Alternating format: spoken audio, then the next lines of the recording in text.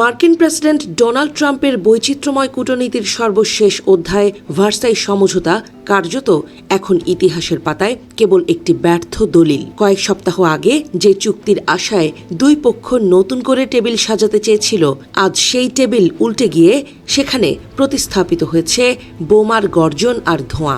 বিশ্ববাসী অবাক বিস্ময়ে দেখছে কিভাবে একটি আপাত সফল সমঝোতার প্রচেষ্টা নিমেষের মধ্যেই আঞ্চলিক যুদ্ধের দাবানলে রূপ নিল।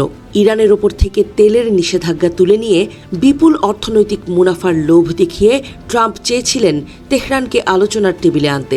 ওয়াশিংটনের কৌশল ছিল অত্যন্ত স্পষ্ট, ইরানের রাজস্বের চাকা সচল করে তাদের বিদ্রোহী মনোভাব প্রশমিত করা।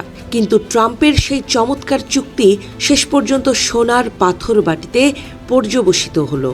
ইরান এই সুযোগকে নিজেদের শক্তি প্রদর্শনের হাতিয়ার হিসেবে ব্যবহার করতে চেয়েছিল, আর সেই ভূ রাজনৈতিক খেলায় ট্রাম্পের হিসাব বারবার ভুল প্রমাণিত হচ্ছে।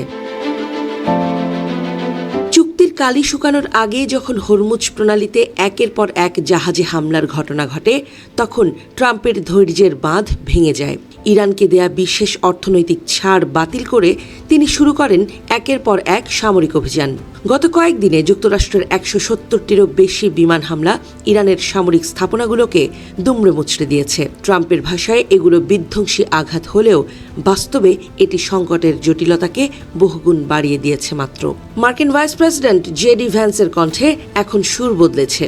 যুদ্ধের ঘোর বিরোধী থেকে তিনি এখন হয়ে উঠেছেন কঠোর অবস্থানের প্রবক্তা। তার হুঙ্কার, জাহাজে গুলি চালালে নরক দেখিয়ে দেয়া হবে।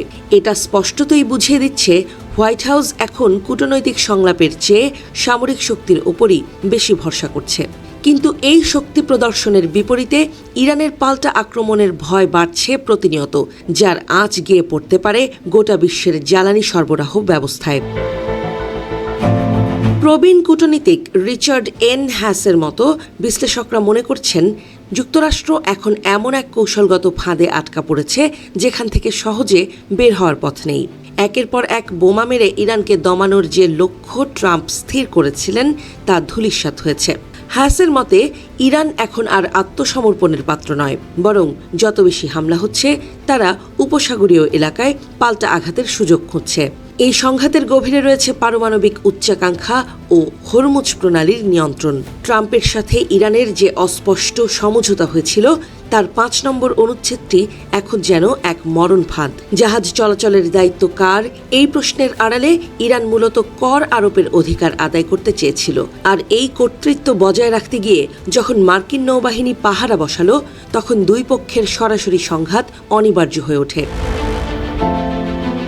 এখন ট্রাম্প ও তার সহযোগীরা কার্যত এক নিস্তব্ধতার মধ্যে দাঁড়িয়ে আছেন। প্ল্যান সি কি হবে সে বিষয়ে প্রশাসনের কোনো উত্তর নেই। লোক দেখানো কারিগরি আলোচনার কথা বলা হলেও তেহরান ও ওয়াশিংটনের মধ্যকার এই বিরোধ নিছক কোনো প্রকৌশলগত সমস্যা নয়, বরং এটি ক্ষমতার ভারসাম্য রক্ষার চূড়ান্ত রাজনৈতিক যুদ্ধ। ২০১৫ সালের ওবামা আমলের চুক্তির ভূত যেন আজও ট্রাম্পকে তাড়িয়ে বেড়াচ্ছে। ট্রাম্পের পররাষ্ট্রনীতি আবারও এক সন্ধিক্ষণে এসে দাঁড়িয়েছে। এপ্রিলের সেই পুরনো সামরিক পথ যা দিয়ে তিনি একবার ব্যর্থ হয়েছিলেন, সেখানেই আবার ফিরে গেছেন তিনি। যুদ্ধের আগুন কি সমঝোতার শীতলতায় নিভবে, নাকি এই ধ্বংসলীলা পুরো মধ্যপ্রাচ্যকে এক অস্থিতিশীল অন্ধকারে নিমজ্জিত করবে? সেই উত্তর আজও অজানা। বিশ্ব এখন রুদ্ধশ্বাসে তাকিয়ে আছে হরমুজ প্রণালীর উত্তাল ঢেউয়ের দিকে, যেখানে প্রতিদিন লেখা হচ্ছে নতুন কোনো সংঘাতের ইতিহাস।